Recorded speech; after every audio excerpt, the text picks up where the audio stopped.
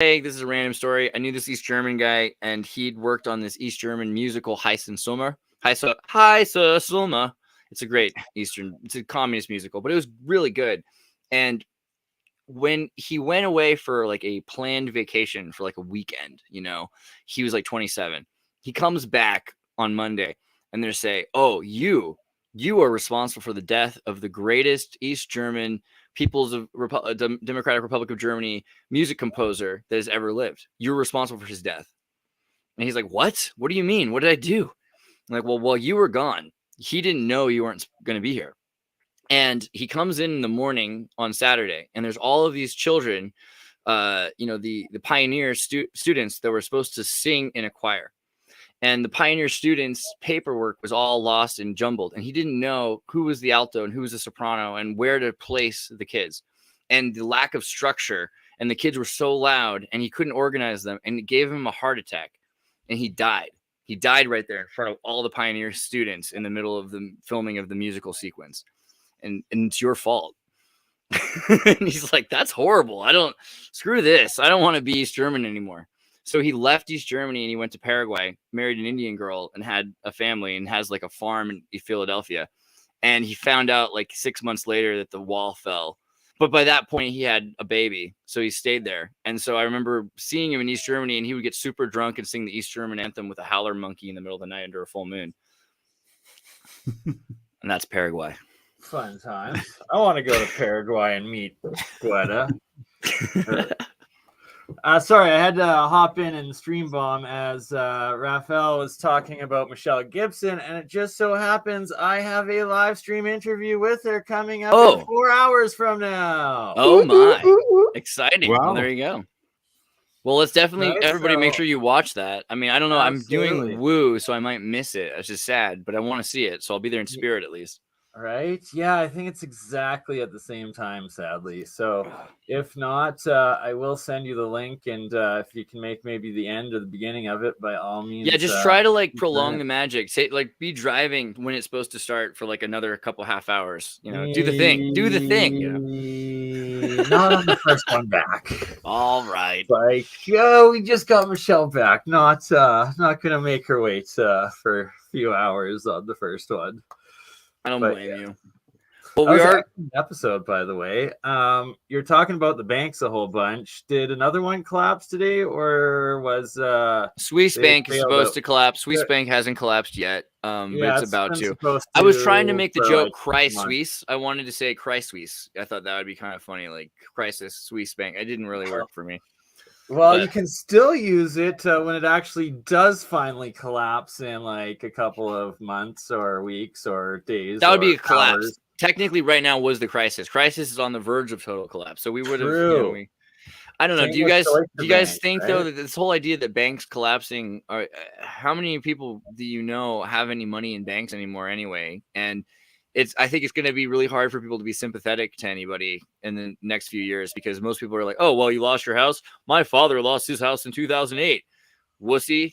Like people are going to be so used to the idea of having nothing that it's going to be hard to sympathize. Yeah, right. Well, the only angle I had heard was that supposedly it was an attack on crypto. Like there was some kind of a thing they were backing in that bank, and that this was the real angle. Generally, I would just say it seems very much like any of these failures is completely constructed, just like in 2008. So it's not a coincidence. But yeah. Well, you're insured up to like $250,000 for your bank account. So if you have more than $250,000 in any one bank account, I mean, that's kind of weird to do, I think, right? Yeah, I would think. Insured banks. But so what caused the crypto crisis in the Silicon Valley Bank was that Circle, the company that owns and issues USDC stablecoin, had 25% of their actual US dollars stored in SVB, and at 3 billion or something, 3 or 5 billion or something that was in there of their actual US dollars, like you said, only 250,000 is insured. So you have, 99% of that still, or 95% of that uninsured. And that's what caused the crisis until it was bailed out. But yeah, there was what you're saying, Raphael, of this attack that it seemed that they were trying to crash this bank because so many of the crypto projects have their money in Silicon Valley Bank, and that it has put a major dent on it. And with everything else that has happened within the crypto market over this last year and the broader economic markets, that the contagion most likely is still yet to spread. I mean, anyhow, I would say these financial things should be more distributed anyhow. It's not good everyone having it in the same bank. And just as an aside, joke or not, the book I brought up earlier, Starfish and Spider, about distributed system, the guy, Rod Backstrom, later went on to become the director of ICANN, which is basically decentralized name register for the internet. And I was like, how does that work? I don't know. ICANN is such a scam. Oh my God. As someone who owns websites, I don't own any website. You know what I mean? All my websites, I've had domain names since I was 9 to 10 years old. And the biggest conspiracy besides nailing carpets to the floor and water bottles that I can think of is probably ICANN. The fact that they can control, and you can look into the one that really got me thinking about it was Tuvalu. So there's an island that sank called Tuvalu, and they own the .tv domain. So that if you pay $20 a year for the .tv, you could have CNN.tv, and that money would go to Tuvalu, which is supposed to help them sink their island, so this elite family that's living in Paris that owns the ambassador family for Tuvalu. And yeah, ICANN is just a series of scams like this where you don't own anything, but you have the permission to have an address at ICANN. I mean, it's like a license plate for a car. We really shouldn't need that. Honestly, it should have been as simple as you create one that's outside of ICANN that's completely, you can create your own address space for. But then people would need some sort of a two-way app or something that goes into Chrome to replace addresses. And ICANN addresses are just that much simpler than a phone number. But you can think of Twitter space. That is a kind of an alternative to an ICANN, because you just have your OkeyTalk or Matrix. The way the Matrix works, you can create your own address space. So you can do things with QR codes eventually that will replace ICANN. But for now, ICANN is just, God, what a brilliant racket. They have they must own islands near Hawaii. It's just so brilliant. They definitely do. Look at Scam Bankrupt Fraud, and he bought out half the Bahamas with his fraud. Right. Yeah, but there are some interesting people that aren't evil. So I was thinking about what's the guy who started eBay? Elon Musk? No. No, that was PayPal. Founder of eBay. My last rant. I apologize. Pierre Omidyar. Pierre Omidyar is one of the coolest people in the world. It's so cool. Honestly, nice guy. But he's very introverted, doesn't want to deal with anybody. If you remember how eBay was originally, he was like, let him figure it out. Let's say there's a scammer on there. We'll figure it out. He was just so open-minded and so trusting and optimistic. And there's a reason why he got pushed out of eBay.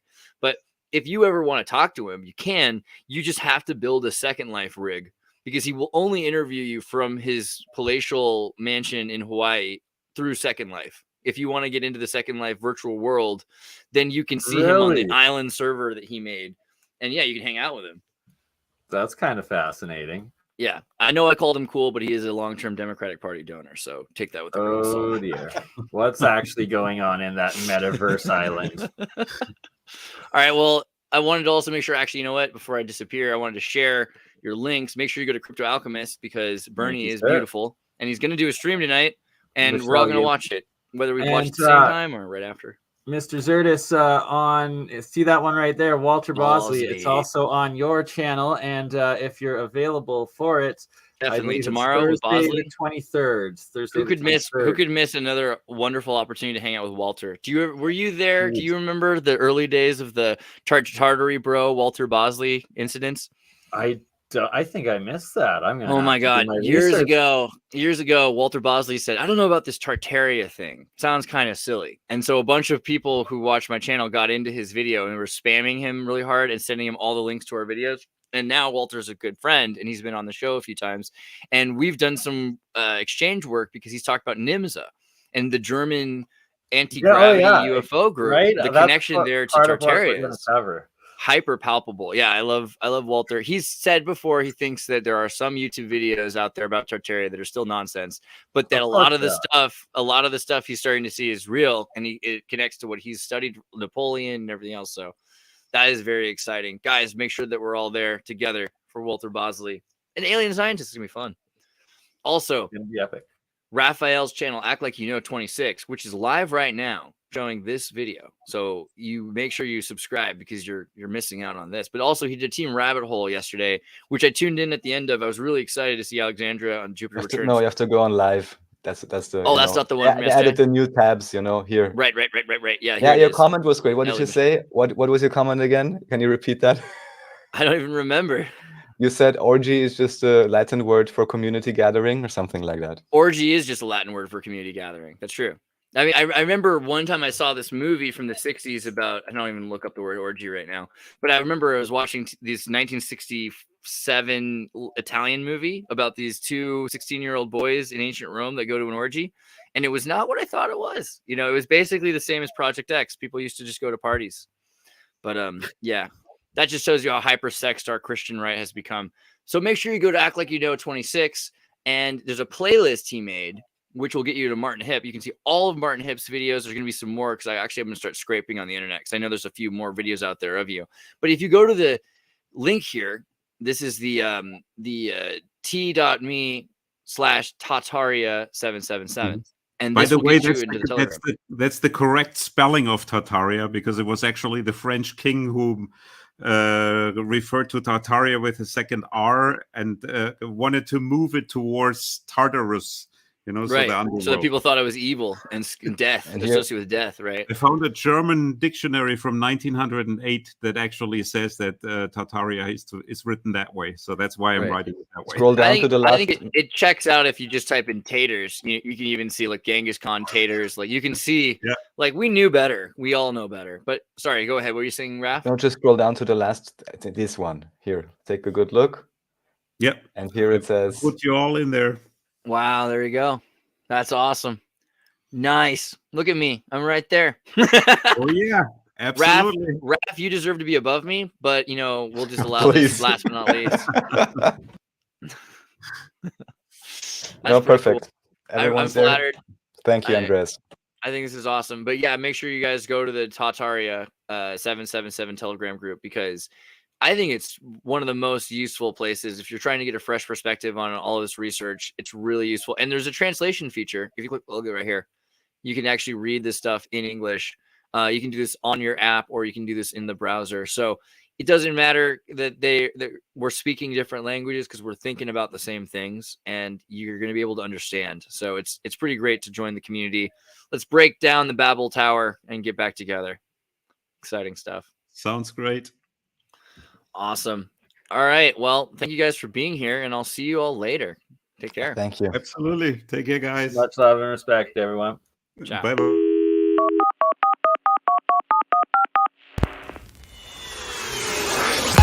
Hey, everybody, tune in to Recent Tartarian. Recent Tartarian. Recent Tartarian.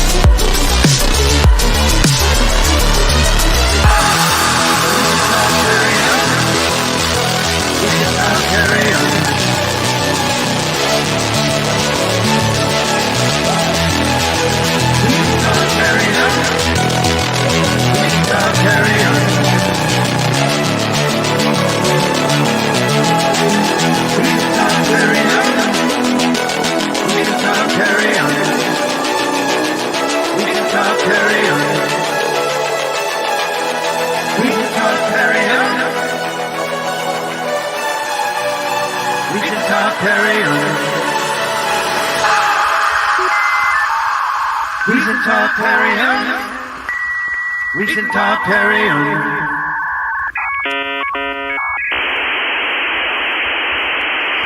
Hey, everybody, tune in to Recent Tartarians. Recent talk, carry on. Recent talk, carry on.